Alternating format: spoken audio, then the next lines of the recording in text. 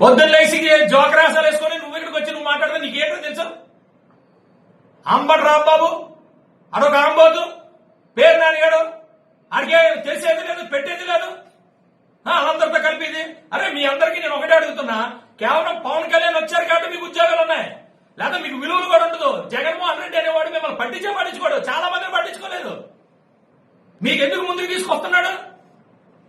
ఎందుకు? Same community కాబట్టి పవన్ కళ్యాణ్ ఎదుర్కోవడానికి రోజు కామెంట్ చేయాలని. ఎవడు క్రిమినల్?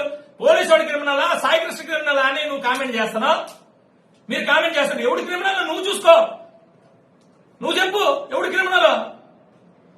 చట్టం దాని పని అది చేసుకుంటది.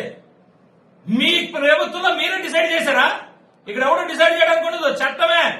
సిట్ వేసో సిట్ నిర్ణయిస్తుంది, కోర్టులు నిర్ణయిస్తుంది. అక్కడ వరకు మేము ట్రాన్స్పరెంట్ గా ఉంటాం. అంతేగాని మా చేతుల్లో మేము తీసుకోను. మీలాగా మేము మా చేతుల్లో తీసుకోము. బాబాయ్ ఒకటి చెప్తున్నాను చూడండి, పవన్ కళ్యాణ్ అనే వ్యక్తి ఉన్నాడు కాబట్టే మీకు విలువ అక్కడ, లేకపోతే మీకు విలువే లేదు. రూపాయలు మీరు అందరూ ₹1 పనిచేయరు. దాసరి రాబో నీకు కూడా చెప్తున్నా,